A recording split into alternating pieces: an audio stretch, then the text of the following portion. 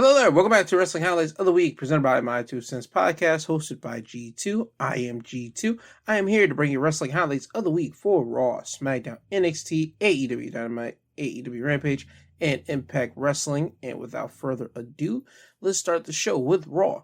Raw will open up with World Heavyweight Champion Seth Rollins coming down to the ring. Seth will talk about his world title defense later in the night against Damian Priest. Seth will say that he is keeping his word when he said last week that he wants to fight the best, and that's what's going to happen. Seth will get interrupted by Finn Balor and Damian Priest. There will be talk between the three men, and the gist of it would be Damian Priest saying that Seth needs to worry about him and not the rest of Judgment Day. Seth would tell Priest that if he is a man of his word, then have Judgment Day be banned from ringside.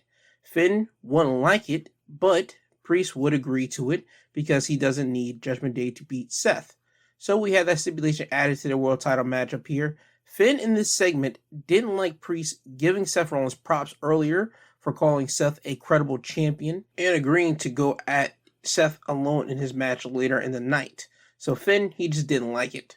Now, after this, we get the first match of the night, which is a Money in the Bank qualifying matchup between Becky Lynch and Sonya Deville, who will have Chelsea Green in her corner. Zoe Starks and Trish Stratus would be watching the match from the entrance stage, but Becky would win the match by pinfall by catching Sonya off the turnbuckle and hitting her with the manhandle slam for the win. Now, after this, we will have a backstage situation with Kevin Owens and Sami. They'll talk about the bloodline. They'll talk about what happened on SmackDown with Solo turning on Jimmy.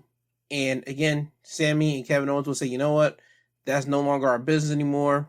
And you see Imperium walk up on them. Kevin Owens, he's just so upset because he likes his wrestling tropes. He said, we didn't call you guys. We didn't ask for you. You know how this stuff kind of works, right? So then Gunther will walk in. Gunther would tell Kevin Owens that he needs to relax. He needs to learn some self-control, some discipline. Kevin Owens would get so irritated by that he would just tell Gunther, you know what? We can settle this problem right now. There's a ring out there. There's thousands of people that wants a fight. So we're going to go out there. We're going to do it right now.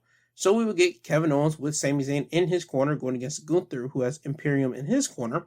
That match will happen. Gunther would win the match by pinfall thanks to interference from Imperium. When Kevin Owens was looking to hit Gunther with a stunner, Giovanni Vinci would stand on the ring apron, but Sami would pull him down and start brawling with him. Ludwig Kaiser would go over to aid Giovanni, and Kevin Owens would leave the ring to help out Sami. Kevin Owens will go after Ludwig and then throw him in the ring and hit him with a stunner. This will allow Gunther to roll up Kevin Owens for the win. So this gives Imperium a win over Kevin Owens and Sami Zayn. Now, we will go to the back where Matt Riddle is being interviewed. He would mention how he wasn't out there to help out Kevin Owens and Sami. Then you will see Giovanni Vinci and Ludwig Kaiser kind of go over and just start messing around with Riddle. Riddle wouldn't take kind of this, so he would just beat up on Ludwig, throw him around, and then he'll grab Giovanni Vinci and trap him in an ankle lock. You will have backstage officials separate Riddle from Vinci. So you can kind of see where we're headed with this. More than likely, Riddle's going to have an Intercontinental Championship match against Gunther. Somewhere down the line, probably say Money in the Bank. Now, after this, we will have Ronda Rousey and Shayna Baszler going against Katana Chance and Kaden Carter. This is Kaden Carter and Katana Chance's first night on Monday Night Raw since the draft, since they were drafted over to Raw here. They will put up a good fight against Ronda and Shayna, but Ronda and Shayna would win the match by submission when Shayna will lock in the Coquina Clutch on Kaden Carter and Kaden would tap out. Again, good showing from Kaden and Katana here, so I hope that they continue to get more airtime on the main roster now, since having a match with Ronda Rousey isn't always the best thing. And what I mean by that, you can get a good match at some of the female wrestlers. You have to be a special talent to get a good match out of Ronda Rousey usually. I mean, Charlotte's able to do it because she's Charlotte Flair. Becky was able to do it because she's Becky. It just takes the right opponent to get a good match out of Ronda here. And for Kaden and Katana to get a good match out of Ronda, that tells you they should be on television more. That's all I'm trying to get at with this. Getting a good match out of Shayna is not that hard because Shayna is actually a wrestler. She's actually trained and she went through the whole process with NXT and even did some independent wrestling. So Shayna Baszler, not a problem to get a good match out of her. Just getting Ronda is just hard. So congrats to Kaden and Katana for getting a good match out of Ronda Rousey on Monday Night Raw. Now, next match up was Ricochet going against Shinsuke Nakamura. The match would end in a no contest when Bronson Reed would come down to the ring and attack both men. Bronson's upset because he lost to Shinsuke Nakamura last week, and both Nakamura and Ricochet would kind of clown Bronson before they came out to have their match. So Bronson's just out here to get his retribution against both of these men. Now, after this, it's time for Miz TV. Miz would be out here with his guest, Cody Rhodes. Miz would talk to Cody about challenging Brock Lesnar last week for a fight in any city that he's in. Miz would call that stupid. Cody would say that Brock is on his hibernation, so we won't be seeing him anytime soon. Miz would then bring out a special guest that, like Cody, is a second-generation superstar, and out walks Dominic Mysterio with Rhea Ripley. Dom would say that Cody is a bad father because he should be home nursing his arm and being with his daughter, but instead he is here and he's like his father, Rey Mysterio. Cody will tell Dom that he has a point. He isn't a perfect father. He isn't perfect, and he knows he's made mistakes, just like Rey has, because he's looking at Rey's biggest mistake right now. Dom would slap Cody across the face, then hide behind Rhea Ripley. Rhea and Dom would leave the ring. Cody would see The Miz laughing. Cody would knock out Miz by hitting him in the head with his cast, and that's how this ends. So while Brock is away right now, we're going to get that match of Cody versus Brock, more than likely at SummerSlam. I can see Cody probably getting a match with Dominic either next week or probably another week after that. Probably, or even Money in the Bank, to be truly honest with you. But we'll have to wait and see. Now, after this was another Money in the Bank qualifying matchup here. Zoe Starks with Trish Stratus in her corner, going against Natalya. Zoe would win the match by pinfall, thanks to interference from Trish. When Natalya and Zoe would be outside of the ring, Natalya would have control of the matchup here and throw Zoe back into the ring. The ref would miss seeing Trish hit Natalya behind her leg and throwing her in the ring. This will allow Zoe to hit Natalya with the Z360 to win the matchup here. Now, the next matchup was supposed to be a tag match between Cedric Alexander and Shelton Benjamin going against Indus with Jinder Mahal, but that match never took place thanks to Indus attacking both Cedric and Shelton before the match even got underway, before the ref could even ring the bell. Indus will completely decimate Shelton and Cedric, so we're on the steady path of destruction of Indus here as they're on Raw, being this new dominant tag team. At least that's what they wanted to portray to everyone in the Raw locker room and to the Raw audience. Now, off to the main event for the Raw Heavyweight Championship, Damian Priest going against champion Seth Rollins. Seth would win the match by pinfall when Priest went for the Razor's Edge, but Priest's right arm would give out, dropping Seth. This would allow Seth to hit a combo of strikes before finishing off Priest with the curb stomp for the win. Now, there was a moment in this matchup here when Finn Balor would try to interfere, but Seth would catch him with a super kick, and Priest would be able to dominate after that, but he will look at Finn on the outside and ask him, "Why are you here?" And with that, you just kind of can see the cracks is already starting to fold or starting to build in Judgment Day.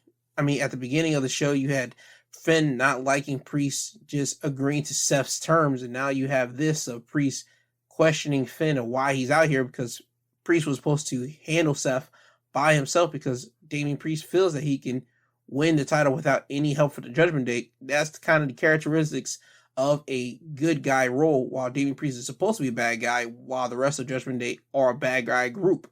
So you kind of tell where we're headed to with this.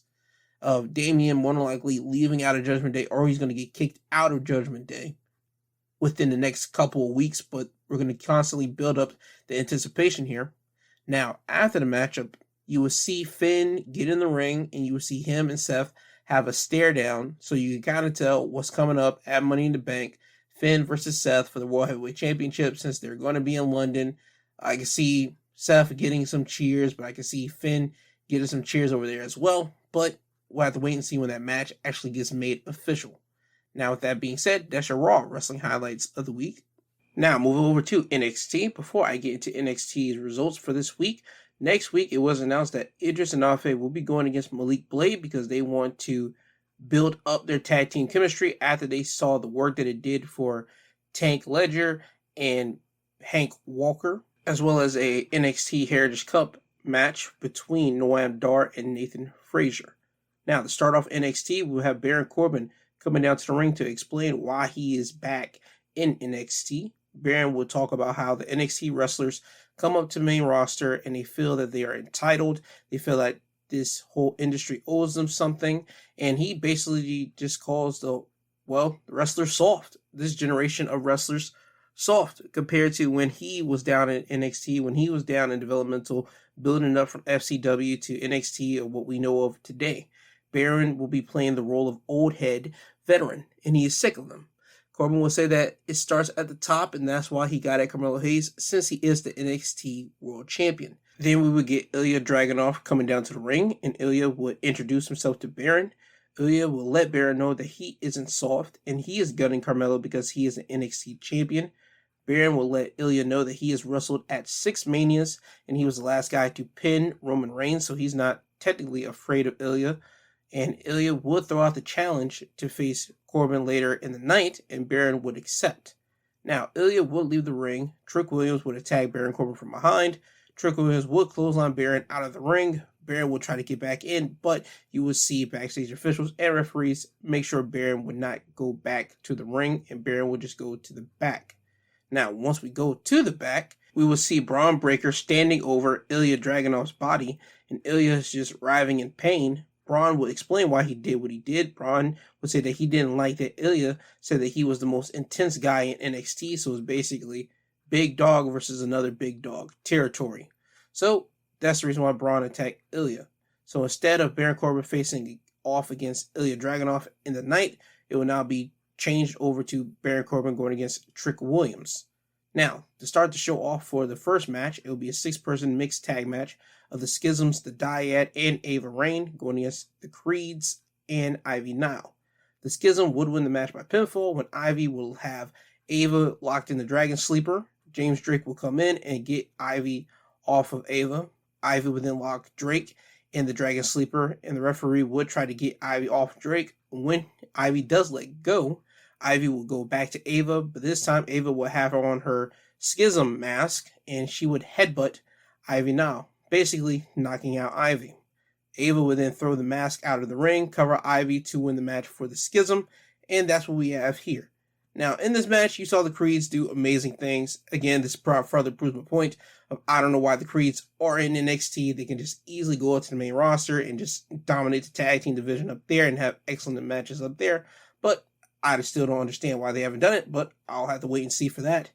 But the main thing that I took away from this is that Ava Raine, again, she's still green. She still needs time in the ring. She still needs to be in front of the crowd more for her to get better, and that's the only way for people in these positions, the way that Ava's in her position right now with the Schism, with them getting the time that they're getting. Ava needs to be in the ring so she can enhance herself, get better in front of, performing in front of the people. To my knowledge, this is like her second match. The first one was at NXT Stand and Deliver in Hollywood. This one is their legit second match on television. So again, I hope that they give her more matches on TV so she can at least get more comfortable being in the ring. Now, after this, we will have Blair Davenport going against Danny Palmer.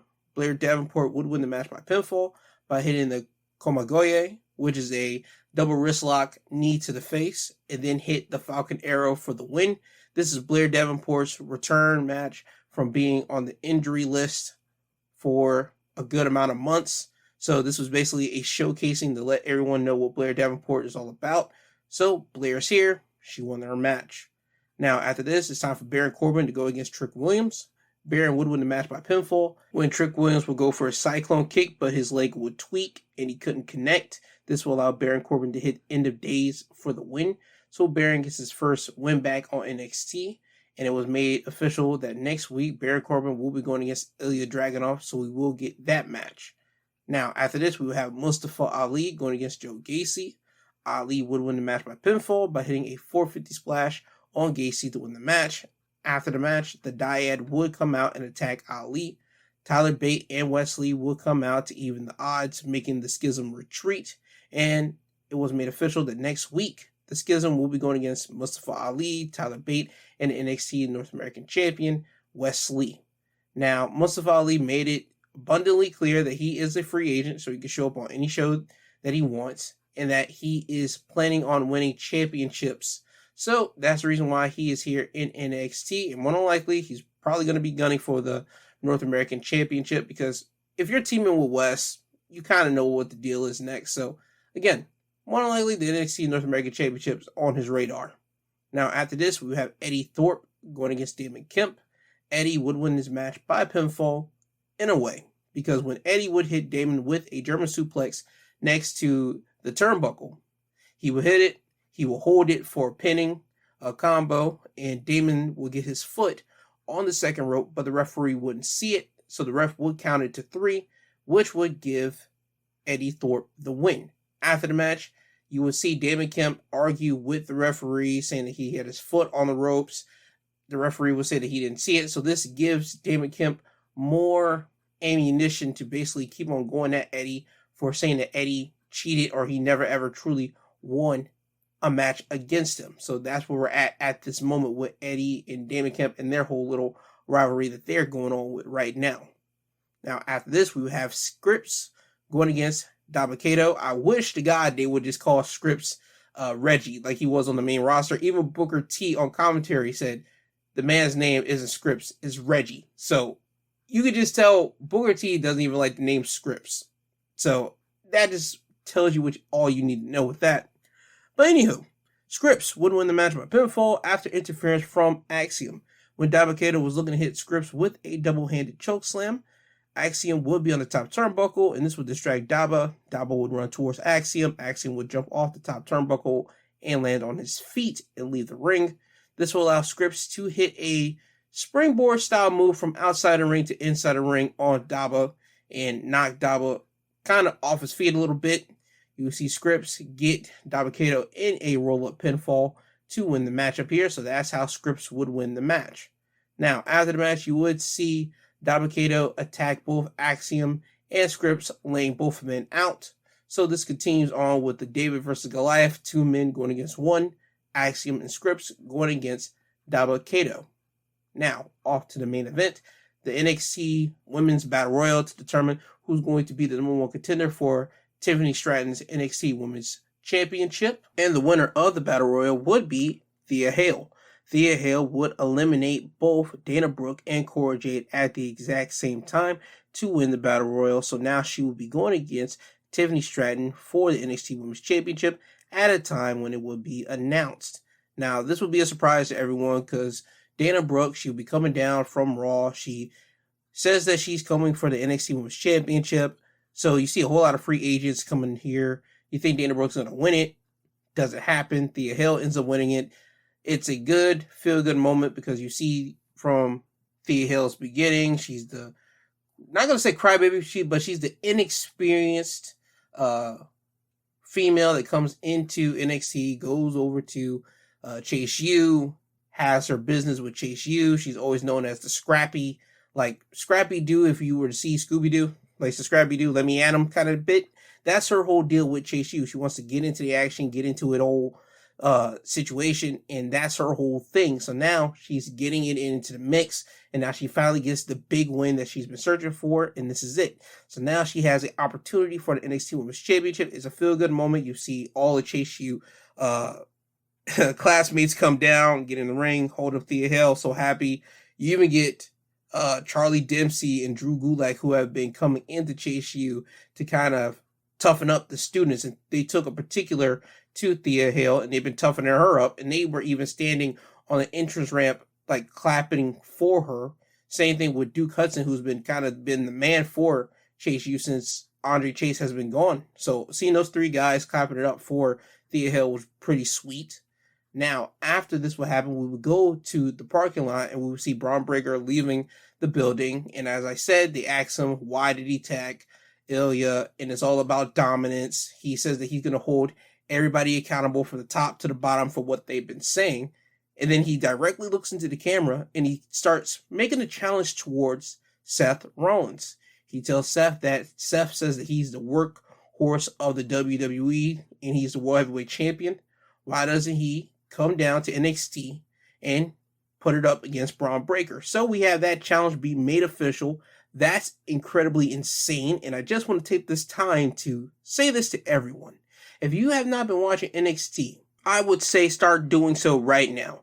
I understand certain people have not been watching NXT ever since the pandemic happened, and certain people probably were watching NXT during the pandemic, but then they start switching over whenever it turned from the black and gold era, the independent wrestlers that came in and dominated NXT, to the talented athletes from college football coming in, or even the people that just want to make their own stars coming in and start doing their own thing in this 2021 rebrand of NXT to now. I understand why certain people moved away from the product. But if you are not paying attention to the product, please go to NXT and start paying attention now. You are getting a rough, rugged version of Braun Breaker, who is out here just trying to absolutely massacre anyone. And he's challenging Seth Rollins, who's on a run of a lifetime. He got the crowd behind him. He is coming out here in some wildy outfits, but he's still able to straight up just compete at the top of the top. And you got this match is basically going to happen one way or another. There's no way that a fighting champion like Seth is going to turn down that match against Braun. So you know that match is going to happen somewhere, and I ain't going to front. I thought that match was going to happen somewhere down the line whenever Braun gets called up. But for them to make this, have Braun make this challenge towards Seth, and you know Seth is not going to back down, I just want to know, when's that match going to happen? Hopefully we will get an answer, but we'll have to wait and see. But with that, that is your NXT Wrestling Highlights of the Week. And again, if you have not started watching NXT, start watching it, because I promise you, you're going to start missing some good stuff that you'll probably have to go back and rewatch on Peacock instead of living it in the moment along with everyone else. So go watch NXT.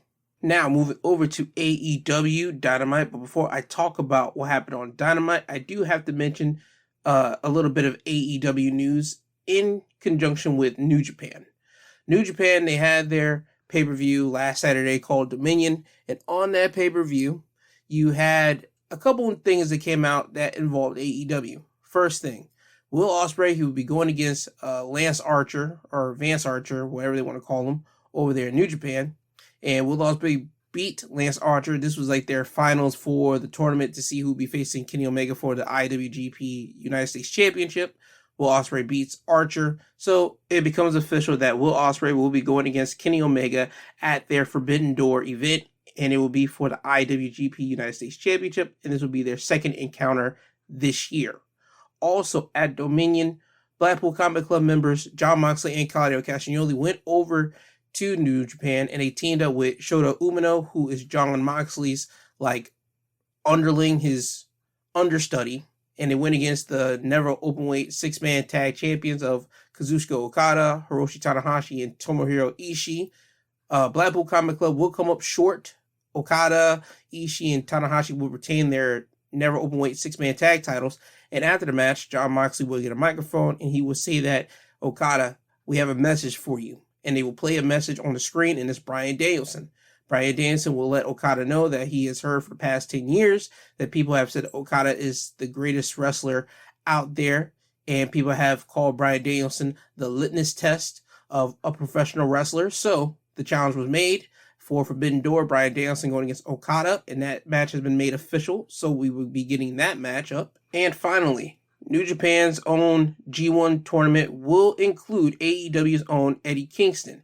Eddie Kingston, he is a fan of Japanese wrestling. I mean, he's probably the biggest fan of Japanese wrestling on the AEW roster. If he's not the biggest fan, that man talks about it a lot on Twitter and social media, and anytime he gets the chance to talk about it. So this is a big dream for Eddie Kingston and anybody that's a fan of Eddie, to see him now be a part of New Japan, be a part of this historic and traditional tournament that they have in New Japan. So Eddie Kingston is now a part of that. And I am happy that Kingston will be able to participate in that. But that's like the three big things on AEW side that happened on the New Japan pay-per-view. So I would suggest you go watch New Japan's pay-per-view Dominions on their streaming service, New Japan World. It's a pretty good pay-per-view, to be completely honest with you. So go check it out. Now, on to AEW Dynamite news.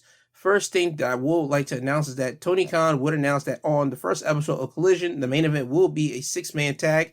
Jay White teaming up with Juice Robinson and Samoa Joe going against the team of FTR and CM Punk. So CM Punk will be back in action, and he will be teaming up with his friends, FTR, going against Joe and Bullet Club Gold. And it's kind of funny because you would think in Chicago you're going to hear CM Punk speak, but nope, they decided, you know what, we're just going to have him directly just wrestle in the main event. It's a good way to start off Collision, to be honest with you, as that being the main event. But I think people are going to be clamoring for CM Punk to speak whenever he gets the time to get a mic. So that a match will be announced for a Collision. Now on to the match results of what happened on Dynamite. First off, we had the AEW International Championship matchup between Swerve Strickland with Prince Nana in his corner going against Orange Cassidy. Orange Cassidy would retain his championship by pinfall when Swerve will look to hit the JML driver, but Orange would counter it into a roll-up pin. Swerve would counter it into his own pin and grab the tights of Cassidy. Cassidy would reverse it and grab Swerve's tights in a pin, and that's how Orange would retain his championship. Now, after the match, the rest of Mogul Embassy will come down to the ring and attack Orange Cassidy until the lights will go out. And when the lights pop back on, Sting and Darby Allin would be in the ring holding baseball bats. The Mogul Embassy would be outside of the ring, and they would retreat to the back. Now, later in the night, it would be announced that next week we would get an 8-man tag of the Mogul Embassy going against Orange Cassidy, Darby Allin, Sting, and Keith Lee. So it seems that they're putting two storylines in one. Since Swerve and Keith Lee, they still have their business that they got to go through. And it seems that they want to start new business with the Mogul Embassy and Orange Cassidy / Sting and Darby Allin. I like that they're giving the Mogul Embassy a lot of time. Again, Brian Cage is a part of that group. He deserves to have a lot of time because he is one of their big guys that once they signed him, he had a lot of promise, but he just never ever was able to capitalize on that promise. Same thing with Swerve. Swerve got signed last year. They did well with Swerve, but just for some reason, they just didn't capitalize on him towards the end of the year.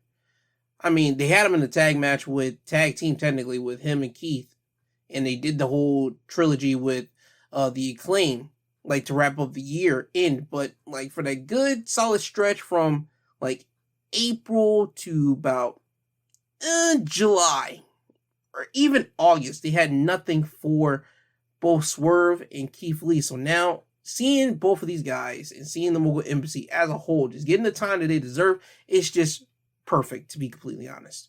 So I'm happy to see that. Now, moving over to the next match that happened, it was a trios match. Blackpool Combat Club's own Jon Moxley, Wheeler Yuta, and Claudio Castagnoli will go against Chaos's Chuck Taylor, Trent Beretta, and Rocky Romero. Bryan Danielson will be on commentary for this.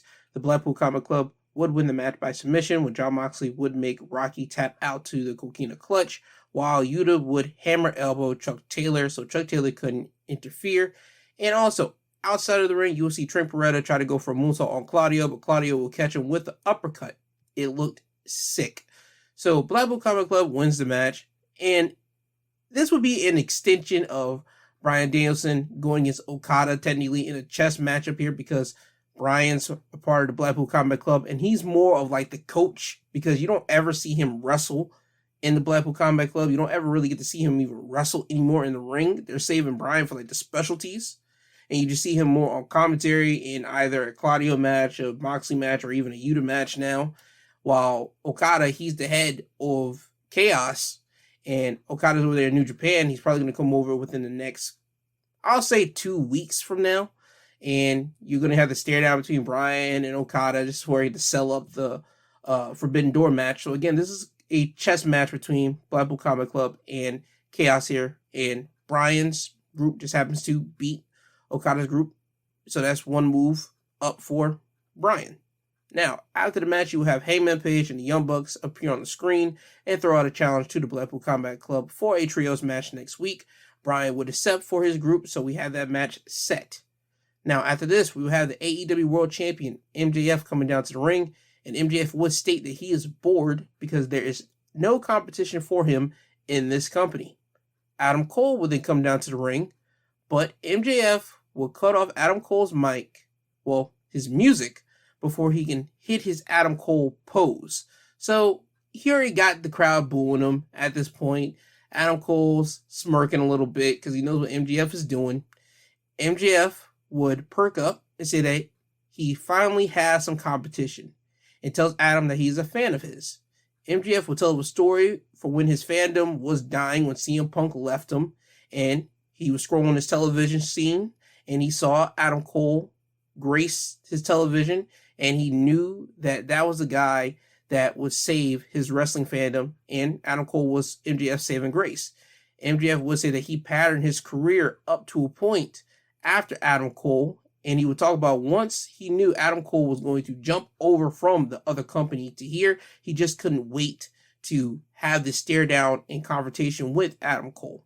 Now, I'm about to play you a clip of MJF completely disrespecting Adam Cole after that. Then this guy showed up. What happened to you, man? You used to be the Panama Playboy. Now, you're the Panama Game Boy. You sit at home behind your computer, playing Twitch, hiding from the sun looking like a virgin golem. Meanwhile, Britt Baker keeps leaving the house with your balls firmly in her purse. And to make matters worse, bud, didn't you used to have the body and the physique of a world champion? Now, no offense, you're so frail, you make crack whores jealous. This company has done everything in its power to make you cool. The lights, the music, the cool t-shirts, the big match opportunities, the girl, your own reality show. You know what they do to make MJF cool? They ring the freaking bell. Sound familiar? Now, Adam Cole, listening to everything MJF had to say, he would get a mic, and Adam Cole, he would retort to MJF. Was that the best that you got? This is the great MJF, the guy who verbally destroys people on the microphone. Instead, you're coming across like a toxic social media troll. Truth be told, I think I finally figured it out. MJF, you are world class. You're a world-class douchebag. And oh my God, my body. How could we not talk about my body? Not like I've heard that one before. You know why you bring that up? Because of my body of work. The matches that I've had, the interviews that I've done, the world championship reigns that I've had. Max, get real. You can't touch me. But if you really, really do want to go down that road, I got an idea, Max. How about me and you both walk backstage? We both piss in a couple of cups, and we see who's natural and who's not. Oh, you don't want to do that? Yeah, I thought so. I know that I've been a bad guy in the past, but as a wrestler, as a man, they respect me, the human being, Adam Cole. You, on the other hand, Max, I don't know how to make this any more clear. I swear on my life, there's not a single person back there who respects you. That's an awful lot of tough talk coming from Keith Lee's manager. There it is! Of course, MJF has to create a false narrative to hide from the fact that you're a coward of a champion. If you were a real champion, you would tell me to shut my mouth and you would fight me. But you're not doing that because you are a coward, you hear me? It's not worth it. It's not worth it, okay? Because I know that I'm wasting my breath. I know everything I'm saying is going to go straight over that dome of yours. So if you remember anything from our little conversation, remember this. You won't fight me because I'm better than you, and they know it. I will wrestle you any day of the week, and I'll beat your ass! Attaboy, champ. Looks like we got ourselves a match. Now, this confrontation between Adam Cole and MJF, it is what everybody wanted it to be. People wanted to see Adam Cole versus MJF. Hell, I even said last week, I thought with Chris Jericho and Adam Cole in the mixed tag match, I thought, okay, we're going to get another matchup between Cole and Jericho before they end their rivalry off, and hopefully Adam Cole goes off to MJF because Adam Cole is a main event talent. Looks like they just bypass what I just said, and they just go directly to Adam Cole going against MJF, and I'm glad they're doing this. Let the Jericho stuff be what it was, and let Adam Cole just go about his way. Now, I like the confrontation that Adam Cole and MJF had here. It was a lot of baseball terms here for the people that are not a part of the internet and don't go deep further into what's going on in the wrestling business behind the scenes.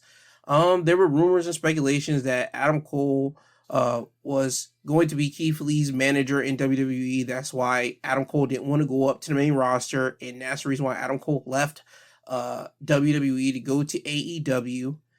People have been coming at Adam Cole's body on the internet saying that he wasn't as the way that he was in NXT. At least in NXT, he was bigger than what he was now. And for Adam Cole to say to MJF, hey, why don't we go back there and piss in a cup and see who comes out natural and who doesn't? I like that line because you can see the peak Adam Cole and MJF body differences. You can tell Adam Cole's body from NXT to now. Yes, it got smaller, but Adam Cole still looked natural in those photos from NXT photos to even now photos. While MJF, on the opposite hand, you look at him when he started off 2022, and you look at him for where he ended 2022. My man looked at bulkier and slimmed up and cut up. Now, I'm not saying MJF use any type of steroids, any type of performance enhancers. I'm just saying for Adam Cole to drop that bar and jab at MJF, it was a nice jab because you can like literally see the difference. It's night and day. Look at it from CM Punk's match that he had with MJF at the beginning of the year 2022 to look at MJF going against Jon Moxley. You can literally tell the difference. It is literally night and day. So Cole dropping that line, it was good. And MJF saying what makes me special, what the company does here, it just rings the freaking bell.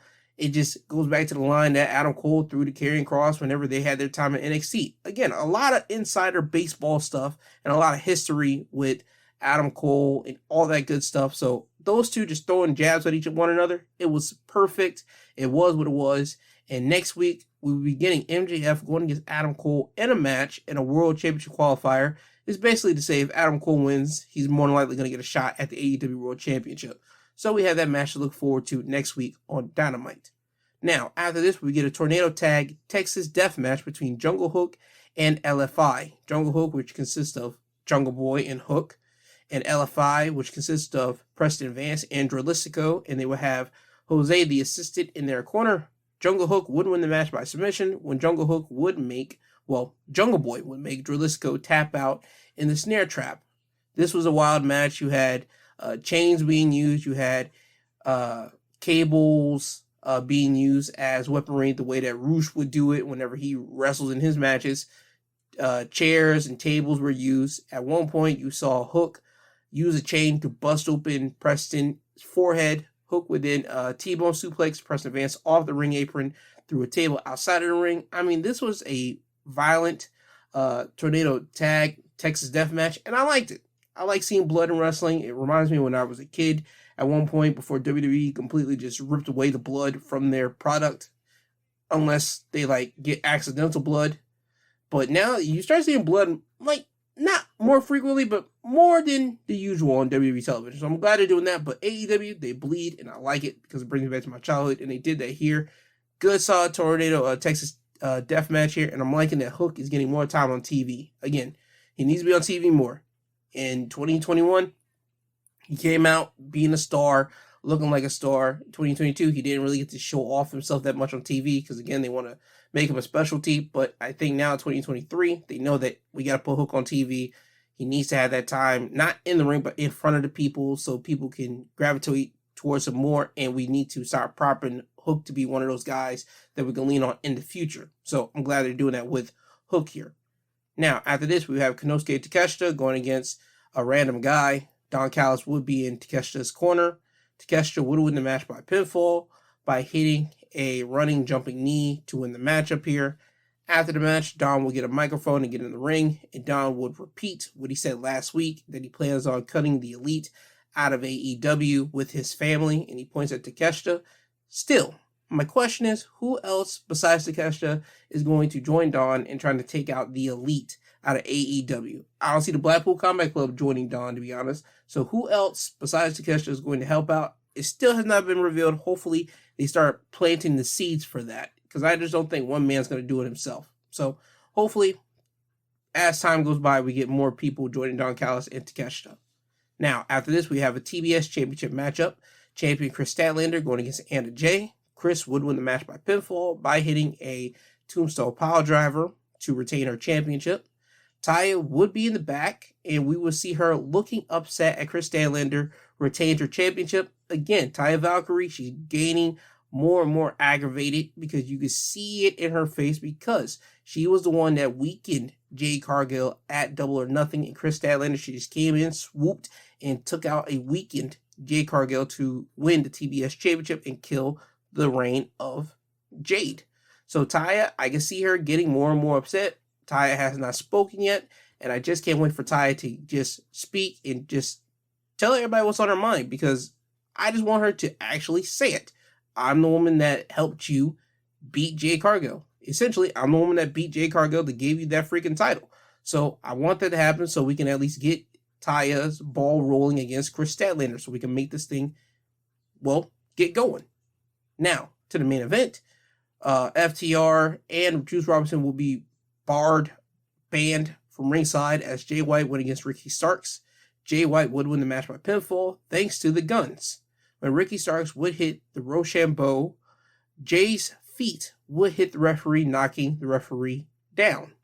Ricky would pin Jay White. The ref would not be up to get the pinfall here, but this would allow the guns to come to the ring and hit Ricky Starks with 310 to Yuma, and this will lay Ricky Starks out.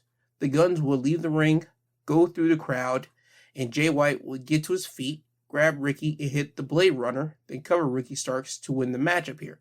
So Jay White has another victory over Ricky Starks. After the match, Juice Robinson would come down, start gloating in Ricky Starks' face, and you will see at the end of Dynamite, Jay White and Juice Robinson just celebrating. So I have a feeling that the Guns are going to be joining Bullet Club. It makes sense. Young guys needing a place, needing a group to be propped up, and with the backing of the name like Bullet Club to help out the Guns, I think it's going to help propel them up more, because again, as I said before, at the end of 2022, I think the Guns are a tag team that AEW is going to be focusing on, because they're one of the young tag teams that could help rebuild the tag team division of AEW. AEW has a solid tag division, but I feel that right now you got to have some tag teams like on the burner, just waiting for them to bubble up so that you can just plug them in as your tag champions. FTR, they're your tag champions, and we know they're going to be with Punk. That's just what it is. But who's going to be going after them? That's just the whole point. Jay White, he's a main event guy. I don't see him really going after the tag title, so having the Guns basically be under the Jay White and go after the tag titles of FTR, it just seems like a good way. And also, again, the Bullet Club name. Why not help out the Guns with adding them to that legacy and lineage of Bullet Club? So, again, nothing has been confirmed yet. Nothing has been official, but hopefully it will be made official. The Guns joining Bullet Club Gold, but we will have to see. Now, with that, that is your AEW Dynamite wrestling highlights of the week. Moving over to Impact Wrestling, we will start off with a one-on-one matchup between Chris Bay and Jason Hotch. They will have their tag partners in each of their corners. Chris Bay will have Ace Austin in his. Jason Hotch will have John Schuyler in his, and also Brian Myers. Chris Bay would win the match by pinfall by countering a pin from Hotch into his own for the win. After the match, John Schuyler and Brian Myers would get in the ring and attack Chris Bay. Ace Austin would get in the ring and try to help out, but the numbers were too much for him. Brian would hit Ace with the roster cut to lay him out. Brian would then throw Bay to Schuyler, and Schuyler and Hotch would hit their tag finisher, which is a Samoan drop and a rolling neckbreaker combo at the same time to lay out Chris Bay. You would then see Jason Hotch and John Schuyler hold up the Impact Tag Team titles over Ace and Bay. So that indicates what they're gunning for. They're going after the Impact Tag Team Championships. We will have to wait and see if they're going to win the tag team titles at Against All Odds. Now, after this, we will have Heath going against Champagne Singh with Shera in his corner. Heath would win the match by pinfall by hitting the wake-up call for the win. After this, we will have Joe Hendry going against Sheldon Jean with Kenny King in his corner. Joe Hendry would win the match by pinfall by hitting a standing ovation, which is a one-handed uplifting spine buster on Sheldon Jean to win the match. After the match, Hendry will call out Dirty Dango. Dango will come out and he will stand on the entrance stage and he would cut the typical bad guy promo saying that he hates pro wrestling, he hates the fans, he doesn't get paid by Impact to fight Hendry tonight, he already has their match at Against All Odds, so he doesn't understand why Hendry called him out. Hendry would tell Dango that he didn't call him out for a fight. He would say that he finally got to the root of why Dirty Dango has turned into such a grouch. And then you would see Hendry play a mockery video, the same one that he's been playing against all his rivals, ones of Matt Cardona and one of Moose. And this one is no exception. He would eventually call Dirty Dango a reject on Total Divas. Apparently on the Total Divas show, Dango tried to sleep with Summer Rae and Eva Marie. He got rejected, and he talked about how Dango's career technically hasn't lived up to the hype that it was supposed to when he won against Chris Jericho at Mania in his first match, to him just leading down the path of him teaming up with Tyler Breeze. I believe if you go to Impact Wrestling's YouTube account, you can look at the video and you can see the mockery video. And again, this is the same style of video that he's been doing against all his rivals. Again, Matt Cardona, he called him Edge's bitch. Moose, he just had him as Dancing Moose, when Moose was supposed to be the serious guy. I mean, Joe Hendry, that's his specialty. From his time in the Independence, he would do that against every rival that he went against. And when he wanted to make a special entrance, he would have a special entrance video. This is no exception. And I'm glad that Hendry is an Impact so he can showcase himself. And again, I'm surprised WWE isn't really going after someone like Joe Hendry, because Joe Hendry's creativity and the way that he can make spoof music videos, that would be a hit on WWE programming. Literally, WWE is all about entertainment, and Hendry is literally giving you entertainment quality every time. Just imagine him with a mockery video of the Bloodline, of a Roman Reigns, or a Cody Rhodes, or any other people, or even someone like The Miz. He can excel at that. That's only if WWE wants him. So again, Hendry being an Impact is a great time for him to be there so he can showcase his stuff and get him on a platform for someone like a WWE or even an AEW to want to hire him once his contract with Impact is up. Anyway, back to Impact. After the video was played, Dango would feel the way about the video. Kenny King and Sheldon Jean would attack Joe Hendry from behind. Dango would join in on the beatdown. Santino Marella, he would run down to the ring. Both Kenny King and Dango would leave the ring. Sheldon Jean wouldn't know he's by himself because he was stepping to Santino. When Sheldon found out he was left alone, Joe Hendry would be standing behind him. Sheldon would turn around and start pleading with Hendry not to hit him. And this will allow Santino to put the Cobra on and then strike Sheldon, dropping him. So that's the end of this. On to the next match, Impact Knockouts Tag Team Championship matchup. Death Dolls, Courtney Rush and Jessica Havoc going against the Covens, Kylie King and Taylor Wilde. The Coven would retain their tag team championships by pinfall, while Courtney Rush would have Taylor Wilde locked in the sharpshooter, and Taylor would tap, but the referee did not see it, thanks to Kylie King attacking Jessica Havoc outside of the ring. Courtney will let go of the hold and grab Kylie by her hair. Kylie will then grab Courtney's head and drop her head on the second rope. This will allow Taylor to grab Courtney, hold her up, and Kylie King will get in the ring and hit her with a big boot. This will allow Taylor to cover Courtney Rush to win and retain their tag team championships. After this, we have the X Division champion Trey Miguel going against Bhupinder Gujjar. Trey Miguel would win the match by pinfall by hitting the lightning spiral. Solid match between the two. Then after the match, Trey Miguel will get a mic and say that he is a generational talent. Generational talent has been overused too much. You have MJF saying he's a generational talent. You have Carmelo Hayes saying he's a generational talent. Trey Miguel saying he's a generational talent. I get it. Generational talent is just being thrown out here and there. I'm just kind of getting tired of that phrase alone. So I hope we just leave it to one person, and the person MJF, he can use that because he's the one that brought that kind of generational talent phrase to the forefront of wrestling. So hopefully we get back to just him using that. Anyway, I digress.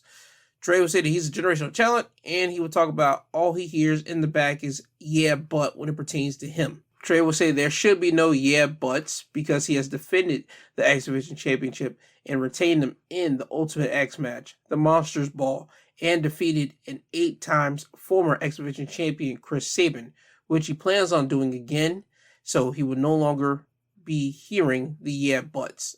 So Trey is looking out to carve out his own destiny and legacy as being one of the greatest, or if not the greatest, X Division champion ever in Impact's history. So that's what he plans on doing when he defeats Chris Sabin again at Against All Odds. Now, we move over to the main event tag matchup here.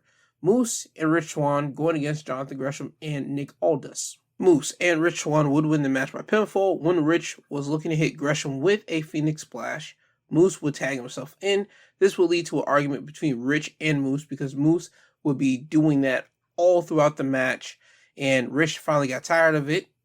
And you would then see Gresham go over to Rich, powerbomb Rich Swann. Gresham would then pin Rich, but the ref would tell Gresham that Rich isn't the legal man. Moose would then come in, powerbomb Gresham, then cover him to win the match. Now, after the match, you would see Jonathan Gresham and Rich Swann start arguing with Moose. Moose would then hit both men. Now, a brawl would ensue with Jonathan Gresham, Rich Swann, Nick Aldis, Moose. PCO will come out. Bully Ray will come out, and Heath will come out. Now, in the end, it will be PCO, Bully Ray, and Nick Aldis standing on top. Well, be the last three men standing because you would see all the guys fighting outside except for PCO. PCO would run the ropes and hit a cannonball like through the middle ropes onto the men outside, but Nick Aldis and Bully Ray would move out of the way. So Moose, Heath, Rich, and Jonathan Gresham would take the impact from this. So, as I said before, Bully Ray, Nick Aldis, and PCO will be the last three men standing because this goes into their against all odds 8-4-1 matchup where the winner will be getting a number one contenders opportunity against the Impact World Champion. So we have to wait and see who will be the number one contender after against all odds. Now, with that, that is your Impact Wrestling highlights of the week. Now, we move over to SmackDown. Before I get to SmackDown, I do have to pay condolences to the Iron Sheik. I meant to do that earlier in the show, but Iron Sheik, the wrestling legend, the former WWF or WWF champion, he passed away this week. I don't know what more to say. I kind of grew up like in the years after him. I knew that he was a legend in the world of WWE, so that's what I knew of Iron Sheik. The only thing I can basically say is that he hated Hulk Hogan. He would tweet that a lot, that he hates Hulk Hogan, and that's all I did know about the man. So if you want to do more research on Iron Sheik or you want to know more about him, you can do that. More than likely, probably listen to Jim Cornette's podcast, or if you want to go to YouTube and type in Jim Cornette Iron Sheik, he gives a little retrospect on Iron Sheik's career. So go and listen to that. So that's that on Iron Sheik. But again, rest in peace to the WWE legend. Also, next week on SmackDown, there will be a tag team gauntlet where the winners will be the number one contenders for the Unified Tag Team Championships. Now, to start SmackDown off, we will have Solo Sikoa and Paul Heyman in the ring. They will be interrupted by Jey Uso just off top. Jey will come to the ring. Jey would get at Solo for stabbing Jimmy in the back last week. Jey would tell Paul to say what he has to say. Paul will tell Jey that he's got this all wrong. All of this chaos is because of Jimmy. This is Jimmy's fault because he made up not just his mind, but also Jey's mind into turning his back on the bloodline. Paul would ask Jey, was he in on Jimmy kicking Roman at Night of Champions? Paul would say, no, you weren't in on it because Jimmy is jealous of you. Paul would try to make Jey turn on Jimmy and start being manipulative and say that Jimmy was in on something that you weren't, and it's the fact that Roman is trying to groom you to be the next tribal chief. And Jimmy is jealous of that, and he has always been jealous of you. And to prove it, I have a match set up for you tonight. You will be given the opportunity to bring gold to the bloodline. Not tag team gold, because the Usos, the tag team, they're dead. It's gone. You have the opportunity to bring home United States Championship gold, because tonight you will be going against Austin Theory. So Paul would tell Jey that he needs his answer of whether he is with the bloodline right now.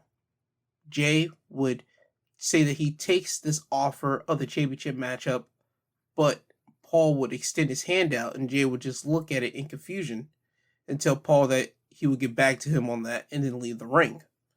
Now, you see Paul and Solo looking confused. Solo more like upset-wise, Paul confused as they just watch as Jey goes to the back. Now, later in the night, Jey would be, confronted twice. The first one is by Sami Zayn. Sami tells Jey that Jey has two choices he has to make. Either one, he goes with his brother Jimmy, and they could be the Usos, and they could just lead the bloodline Or he could listen to Paul and go down that path and leave his brother Jimmy, and there'll be no more Usos. Sammy would tell Jay that he needs to listen to his heart and not listen to no one else. The second segment would be Jay in his locker room, and he will be getting himself together. Paul Heyman will walk in. Paul will tell Jay that he needs his passport and suit measurements. The passport, because he would be riding the private jet with the tribal chief, Paul and Solo, to Money in the Bank.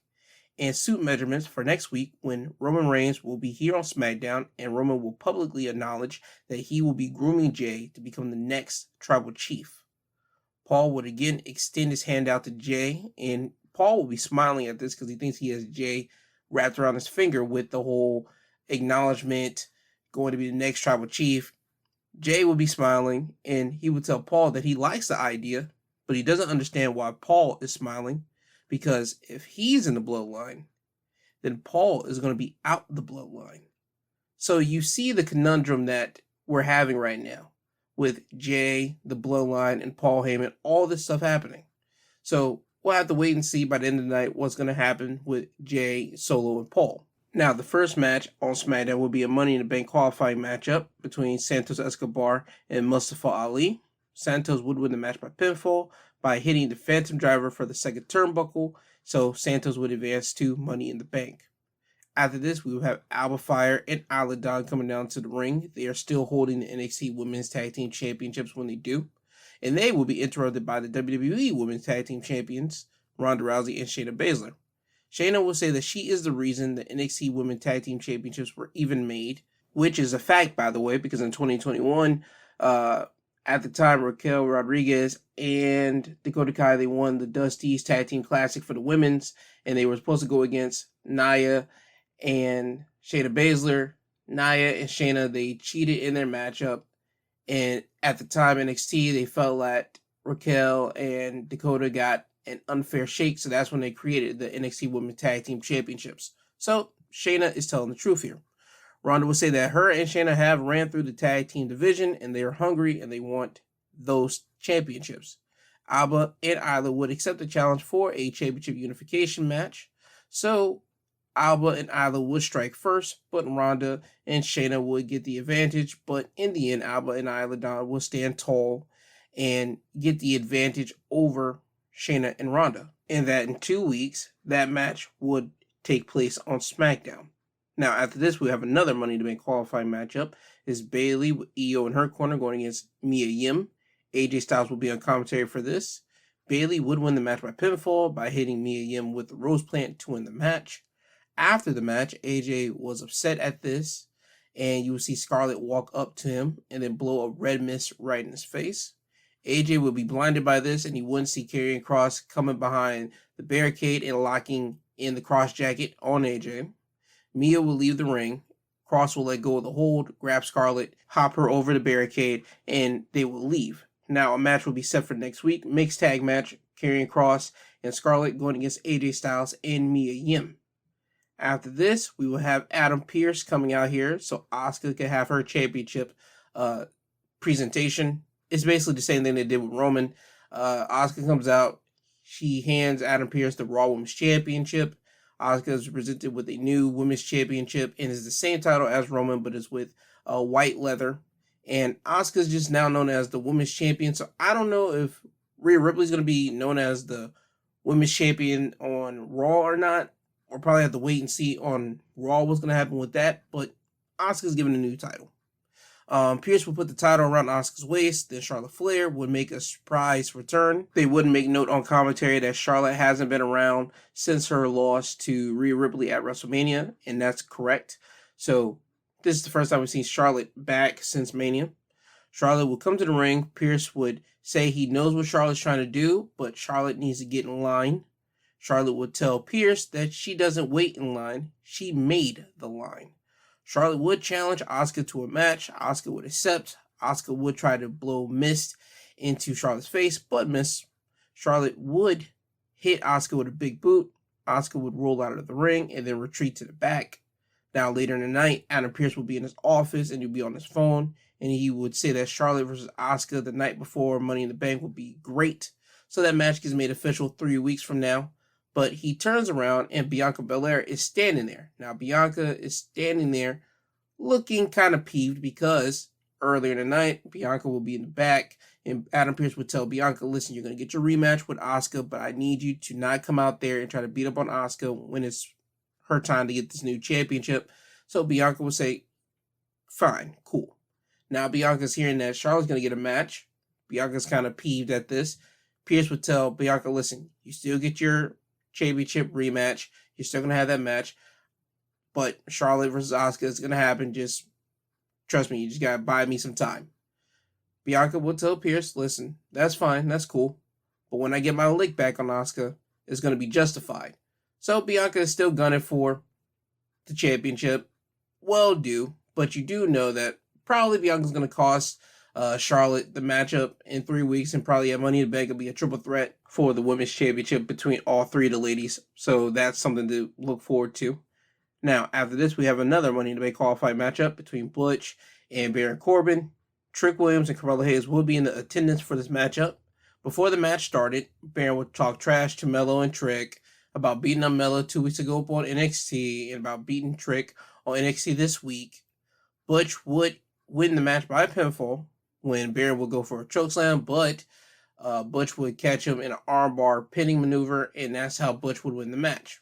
So, right now, in the Money in the Bank, it is Santos, Ricochet, Nakamura, LA Knight, and now Butch.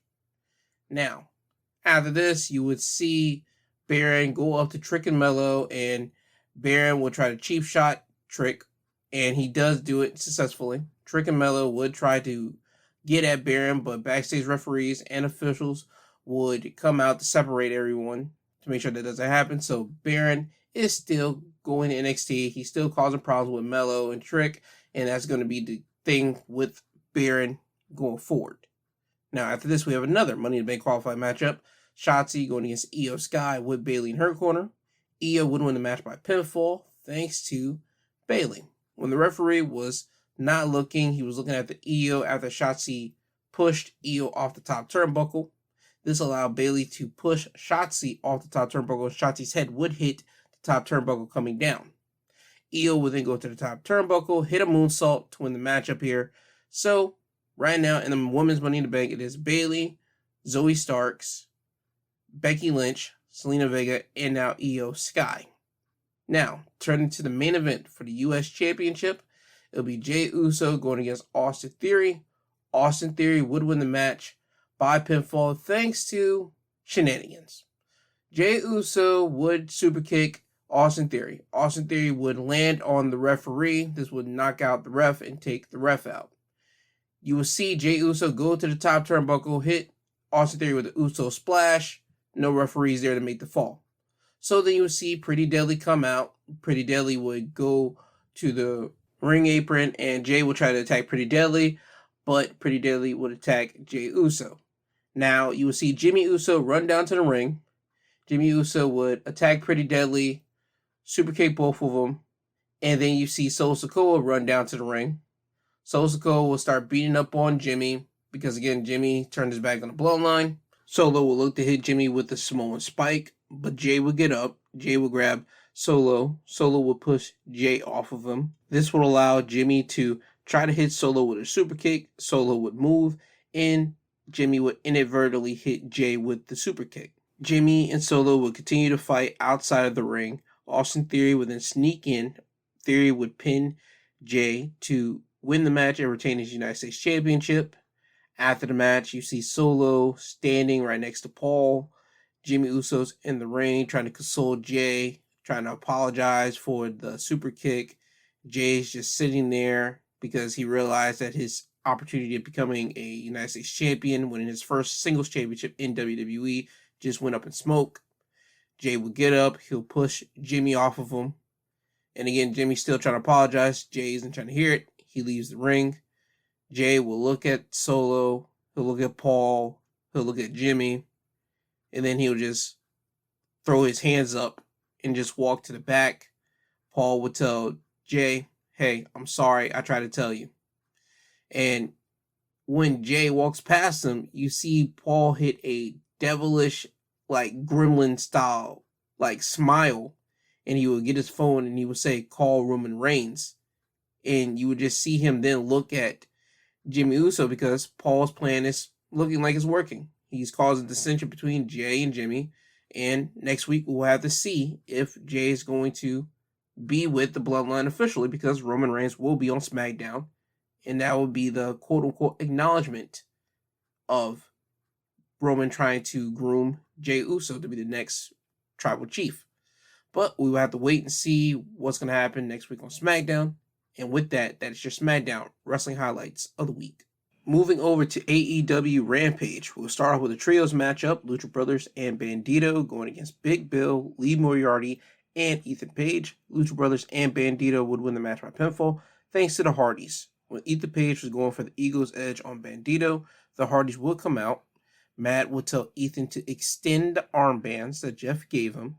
Ethan would reluctantly do it, but when he does, this will allow Bandito to hit the 21 plex, which is a rebound German suplex, for the win for his team. So Ethan Page got the loss for his team thanks to the Hardys, because Matt Hardy owns Ethan Page's contract. That's the reason why Ethan did what Matt Hardy told him to do.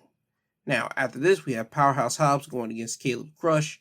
Powerhouse would win the match by pinfall by hitting a spine buster for the win. Then we have another trios match, the Spanish announced project team, which is Angelico, Luther, and Serpentico going against the Acclaimed and Billy Gunn. The Acclaimed and Billy would win the match by pinfall when the Acclaimed would hit their tag finish on Luther for the win. Then we move off to our main event, Fatal 4-Way matchup, Britt Baker, Sky Blue, Nyla Rose, Mercedes Martinez, where the winner will be facing Toni Storm for the AEW Women's Championship on next week's episode of AEW Dynamite. In this match, we will have Sky Blue come out victorious when she would hit Code Blue on Nyla Rose for the win. So Sky Blue will be going against Toni Storm for the AEW Women's Championship on next week's episode of AEW Dynamite. It's a feel-good moment here because people have seen Sky Blue come from the bottom in AEW as enhancement talent to getting signed to working her way up, and now she's at this point where she can go against Toni for the AEW Women's Championship. Even though she's going to put on a good match with Toni, I have a feeling they're going to do that on next week's episode of Dynamite. I still have a feeling that Sky Blue isn't going to win the matchup here, but I want Sky Blue to have a good showing and for her to still could be on that right track for one day for her to be a AEW Women's Champion. That's the total plan for Sky Blue, at least in my eyes, where I see AEW and Tony Khan just constantly investing into Sky Blue so they can put her up as champion one day. Now, that is your AEW Rampage wrestling highlights of the week, and that is it. I don't think there's anything else for me to talk about. I do want to mention one thing. Collision. AEW Collision is next week. Main event, FTR, CM Punk, Jay White, Juice Robinson, Samoa Joe, 6-man tag match. I do not know how I'm going to go to cover this. I don't know if I'm going to cover it on my Wednesday episode for the midweek breakdown so they can give you guys a refresher, of course, before you guys head over into the Dynamite that Wednesday night after the fact. I have no idea. I will have to think about it as this week goes by, but something we've got to give. I have no idea. I cover literally wrestling every single night of the week, and Saturday being the next night with Collision. I have no idea how I'm going to do this. So bear with me on that one. But that's just my whole thought on Collision. I'm still going to be watching it. I'll probably be tweeting it out, but I just don't know how I'm going to get that out there to you guys on this programming. So, yeah, I'm just going to be thinking how I'm going to do that. But anyway, just letting you guys know some behind the scenes ideas of what I'm thinking on. But anyway, with that being said, this has been your Wrestling Highlights of the Week, presented by My 2 Cents Podcast, hosted by G2. He is I, and him. I love you all. Have a great Saturday. Please be blessed. And for everyone that lives in the States with the smoke from Canada's wildfire, please be careful out there. Please have your mask on and just, again, be safe as you guys go about your Saturdays. Now, with that, I'll see you guys next week. Love y'all.